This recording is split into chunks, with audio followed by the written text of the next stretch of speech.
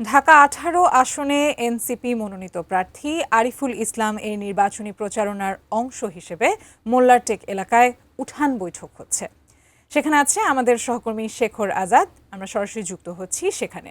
শেখর, মোল্লারটেক এলাকায় কেমন দেখছেন নির্বাচনী প্রচারণা কার্যক্রম, আমাদের সেখান থেকে জানাবেন।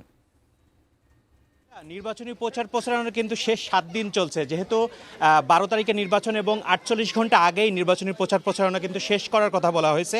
একদম শেষ সময়ে প্রার্থীরা চেষ্টা করছে ভোটারের দ্বারে দ্বারে যেতে এবং তাদের কথা শুনতে, এবং আমাদের সাথে এখন আছে এনসিপির সংসদ সদস্য প্রার্থী আরিফুল ইসলাম। আমরা তার সাথে কথা বলবো। তিনি সকাল 10টা থেকেই আসলে নির্বাচনী প্রচারণা শুরু করেছেন। আমরা ভোটারদের কাছ থেকে কীরকম সাড়া পাচ্ছেন এবং আপনি আসলে ঢাকা 18 জন কি করতে চান?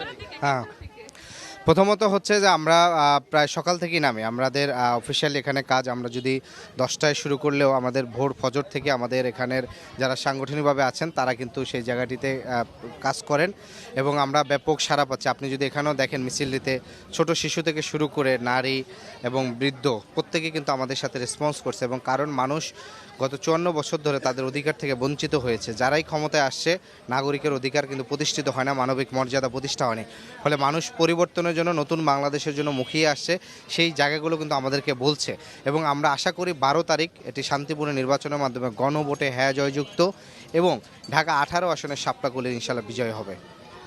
আদ্রিতা, যেমনটি শুনছিলেন, এরকম প্রার্থীরা তারা প্রতিটা ভোটারের কাছে যাচ্ছেন, এবং আপনারা জানেন যে গতকালকে শবে বরাত ছিল, সেই জন্য তারপরেও কিন্তু এই সকাল হলে আমরা দেখেছি যে প্রার্থীরা তাদের কার্যক্রম শুরু করেছে, তাদের নির্বাচনী প্রচারণা। আমরা কিছুক্ষণ আগেই এই আরিফুল ইসলামের যে একটি উঠান বৈঠক হচ্ছিল সেখানে ছিলাম।